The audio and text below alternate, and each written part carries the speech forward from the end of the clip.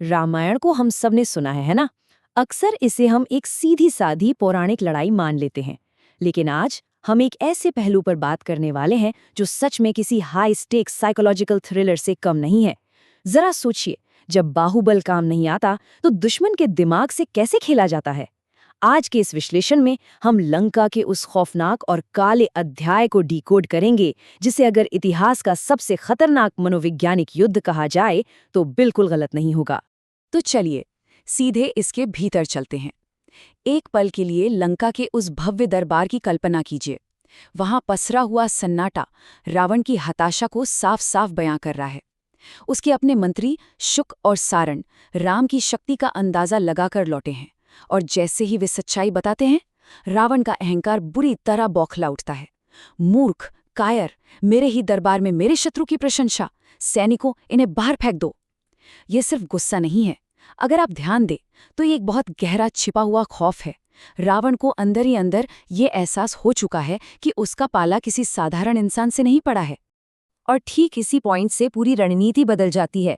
जब रावण को समझ आ गया कि सामने वाले को सीधे मैदान में हराना लगभग नामुमकिन है, तो उसने सीधा दिमाग पर वार करने की सोची। इसे ही आज की मॉडर्न मिलिट्री भाषा में साइकोलॉजिकल वॉरफेयर या मनोवैज्ञानिक युद्ध कहते हैं, यानी बिना हथियार उठाए दुश्मन का मनोबल पूरी तरह तोड़ देना। अपनी हार के इसी डर को छिपाने के लिए रावण ने एक बेहद क्रूर चाल चली। उसका टारगेट अब राम और सीता का शरीर नहीं, बल्कि उनकी आत्मा और उनके हौसले को छलनी करना था। अब आते हैं इस कहानी के पहले हिस्से पर, जहां हम देखते हैं एक राजा की चरम हताशा। इस पूरे मनोवैज्ञानिक युद्ध की जड़ दरअसल उस खौफ में छिपी है, जहां एक सर्वशक्तिमान राजा को अपनी सत्ता छिन जाने का डर सता रहा है। शुक और सारण को राम की वानर सेना ने बहुत ही आसानी से पकड़ लिया था, लेकिन फिर उन्हें जीवनदान देकर छोड़ दिया। अब वे रावण के सामने गिड़गिड़ाते हुए कह रहे हैं कि राम की सेना को रोका नहीं जा सकता, इसलिए सीता को लौटा देना ही समझदारी है। इसी अजेय शक्ति के खौफ ने रावण को उस डरावने रास्ते पर धकेल दिया, जहां उसने अपने सबसे भयानक मायाजाल रचने शुरू कर दिए। अब हम इस रणनीति के पहले प्रहार की तरफ बढ़ते हैं, सीता का मनोबल पूरी तरह से तोड़ना। चलिए उस जगह चलते हैं जहां ये खौफनाक जाल बुना गया। अशोक वाटिका का वो उदास और डरावना सन्नाटा। रावण एक बेहद कुटिल, क्रूर मुस्कान के साथ माता सीता के पास पहुंचता है। उसके ठीक पीछे उसका मायावी जादूगर विद्युत जीव खड़ा है, और उसके हाथ में एक ढका हुआ थाल है। रावण सीता के स्वाभिमान को कुचलने के इरादे से कहता है कि जिस रक्षक के भरोसे वो बैठी हैं, उसे युद्ध भूमि में बेरहमी से मार दिया गया है, और फिर वो उस थाल से कपड़ा हटाता है। अब यहाँ जो सबसे हैरान करने वाली बात है, वो है इस मायाजाल की डिटेलिंग। रावण ने हर उस बारीक और भयानक चीज का इस्तेमाल किया जो किसी की भी रूह कंपा दे। उस थाल में सिर्फ एक कटा हुआ सिर नहीं था, वो बिल्कुल श्री राम का सिर लग रहा था।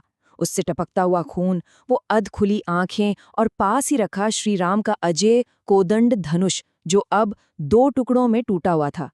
ये दृश्य सिर्फ डराने के लिए नहीं था, ये सीता के अंदर बची हुई आखिरी उम्मीद की हत्या करने के लिए डिजाइन किया गया था। उस भयानक सन्नाटे को चीरते हुए माता सीता के कंठ से जो विलाप निकलता है, हे नाथ, ये क्या हो गया? मुझे अकेला छोड़कर आप कहाँ चले गए? ये एक ऐसा पल है जो उस असीमित पीड़ा को सीधे हम तक पहुंचाता है। रावण अपने पहले वार में सफल होता हुआ दिख रहा था। एक पल के लिए ही सही, लेकिन उसने सीता के उस अटूट विश्वास पर एक बहुत गहरी चोट कर दी थी। लेकिन जैसा कि हम जानते हैं, हर माया की एक उम्र होती है। विभीषण की पत्नी सरमा और वहां मौजूद त्रिजटा ने तुरंत उस भ्रम को तोड़ दिया। उन्होंने सीता जी को संभाला और बताया कि ये सब सिर्फ एक सस्ता जादू है। असलियत तो ये है कि राम पूरी तरह से सुरक्षित हैं और अपनी अजेय सेना के साथ लंका के द्वार तक पहुंच चुके हैं। और कमाल की बात देखिए, जैसे ही सुबह की पहली किरण उस थाल पर पड़ती है, वो भयानक भ्रम हवा में कहीं गायब हो जाता है। अशोक वाटिका के इस एकांत से निकलकर अब हम चलते हैं दूसरे प्रहार की ओर, राम का मनोबल तोड़ना। और ये बात बहुत ही शानदार तरीके से रावण की इस 2 तरफा रणनीति को दर्शाती है। पहला प्रहार सीता पर था, जो बिल्कुल एकांत में किया गया, लेकिन सुबेल पर्वत की युद्ध क्षेत्र में खेल पूरी तरह से बदलने वाला था। एक और सीता को मानसिक रूप से तोड़ने के लिए अकेले में डराया गया और दूसरी ओर राम की सेना को पीछे हटने पर मजबूर करने के लिए युद्ध भूमि के बिल्कुल बीचों बीच एक खौफनाक नाटक रचा गया। ये रावण के साइकोलॉजिकल अटैक का एक मास्टर क्लास उदाहरण है। जरा सोचिए, अचानक लंका के आकाश में एक भयंकर गर्जना होती है। इंद्रजीत, जो इस मायावी युद्ध का मास्टर है, अपने रथ पर प्रकट होता है और सबसे खौफनाक बात, उसके रथ में एक स्त्री बंधी हुई है जो हूबहू माता सीता जैसी दिख रही है। नीचे खड़े राम, लक्ष्मण और सुग्रीव इस दृश्य को देखकर पूरी तरह सुन्न रह जाते हैं। राम, जिसके लिए तू जंगलों में भटकता रहा, आज मैं उसकी जीवन लीला तेरे ही सामने समाप्त करूंगा। रोक सको तो रोक लो। इंद्रजीत का ये संवाद उसके अहंकार और क्रूरता की सारी हदें पार कर देता है। वो नीचे खड़े नायकों को लगातार उकसाता है और इससे पहले कि कोई कुछ समझ पाए या अपना बाण निकाल पाए, वो अपनी तलवार निकालता है और राम के देखते देखते उस मायावी सीता का सिर धड़ से अलग कर देता है। ये एक ऐसा सदमा था जो किसी भी इंसान को अंदर से पूरी तरह खोखला कर दे। इसके तुरंत बाद का दृश्य पूरी तरह से अराजकता और दहशत से भरा है। आसमान में बादलों के गरजने और राक्षसों के ठहाकों की भयानक आवाजें गूंज रही हैं। सुग्रीव और हनुमान जैसे महाबली योद्धा भी इस दृश्य को देखकर क्रोध और दुख से चीख उठते हैं। इंद्रजीत ने ठीक उस जगह वार किया था जहां सबसे ज्यादा दर्द हो सकता था। पूरी की पूरी सेना का मनोबल मानो एक ही पल में ताश के पत्तों की तरह बिखर गया। और यहाँ आकर समय जैसे बिल्कुल रुक सा जाता है। प्रभु श्री राम, जो इस पूरे ब्रह्मांड के रक्षक माने जाते हैं, वो एक साधारण टूटे हुए मनुष्य की तरह धरती पर गिर पड़ते हैं। सीता, लक्ष्मण, सब कुछ खत्म हो गया।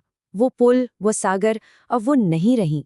उनका ये मौन दुख, ये गहरा शोक हमें ये सोचने पर मजबूर करता है कि एक साइकोलॉजिकल युद्ध का असर कितना घातक हो सकता है। उस एक पल के लिए उनका मनोबल पूरी तरह से टूट चुका था। लेकिन इसके ठीक उलट, जहां राम शोक में पूरी तरह डूब जाते हैं, वहीं लक्ष्मण का दुख एक विनाशकारी क्रोध में बदल जाता है।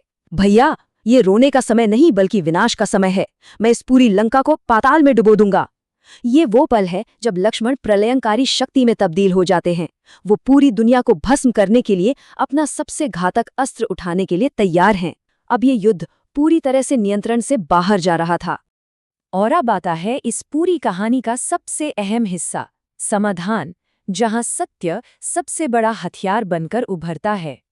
अब देखते हैं कि ये पूरी स्थिति कैसे पलटती है। ये वो क्षण था जहां महाविनाश लगभग तय था, लेकिन इस हताशा और अराजकता के बीच विभीषण का हस्तक्षेप गेम चेंजर साबित होता है। अगर विभीषण उस सही समय पर नहीं आते तो लक्ष्मण का क्रोध वाकई सब कुछ नष्ट कर देता। उन्होंने इस आपदा को रोकने के लिए एक बहुत ही स्पष्ट और रणनीतिक प्रक्रिया अपनाई। विभीषण तेजी से दौड़ते हुए आते हैं, राम के पैर पकड़ते हैं और लक्ष्मण को रोकते हैं। वो एकदम साफ शब्दों में बताते हैं कि ये सिर्फ दुश्मनों की एक कायरतापूर्ण चाल है। वो समझाते हैं कि राक्षस आमने सामने की लड़ाई में जीतने की कोई उम्मीद नहीं रखते, इसीलिए वे सीधे हृदय पर वार कर रहे हैं। विभीषण पूरे विश्वास के साथ ये पुष्टि करते हैं कि माता सीता अशोक वाटिका में बिल्कुल सुरक्षित हैं। ये दृश्य अपने आप में बेहद शक्तिशाली है। जैसे ही राम को सच्चाई का पता चलता है, उनके भीतर एक गजब का शारीरिक और मानसिक परिवर्तन होता है। वे अपनी आंखें बंद करते हैं, उनके आंसू तुरंत रुक जाते हैं। एक टूटे और हताश इंसान की जगह अब एक खौफनाक और एकदम शांत योद्धा ले लेता है। वे उठ खड़े होते हैं और पूरे फोकस के साथ अपना धनुष उठा लेते हैं। बस, इस छल का उत्तर अब केवल मृत्यु के बाणों से दिया जाएगा। सुग्रीव, युद्ध की अंतिम तैयारियां करो। ये शब्द एक ठंडे और भयानक अंत का संकेत देते हैं। रावण का वो साइकोलॉजिकल वॉरफेयर अब खुद उसी पर भारी पड़ गया था। उसने राम को तोड़ने की कोशिश की थी, लेकिन बदले में उसने राम के शोक को एक ऐसे अजेय क्रोध में बदल दिया जिसका सामना करना अब असंभव था। अब कूटनीति का समय खत्म हो चुका था। और अब अंतिम चाल। युद्ध की आग अब पूरी तरह से भड़कने के लिए तैयार है और दांव अब पहले से कहीं ज्यादा ऊंचे हो चुके हैं। घोषणा हो चुकी है, लेकिन फिर भी विनाश से पहले एक अंतिम प्रयास बाकी है। बाली के प्रतापी पुत्र अंगद को रावण की सभा में शांति का एक आखिरी प्रस्ताव लेकर भेजा जाता है। तो अब सवाल ये है, क्या अंगद का ये मिशन उस महाविनाश को रोक पाएगा, या रावण का असीमित अहंकार लंका को राख में मिलाने की आखिरी चिंगारी साबित होगा? सच्चाई और धोखे के इस खतरनाक खेल का हमारा ये विश्लेषण यहीं समाप्त होता है। लेकिन ये हमें सोचने पर मजबूर जरूर करता है कि युद्ध केवल मैदान में हथियारों से नहीं, बल्कि इंसानी दिमाग के भीतर भी लड़े और जीते जाते हैं। आपको क्या लगता है?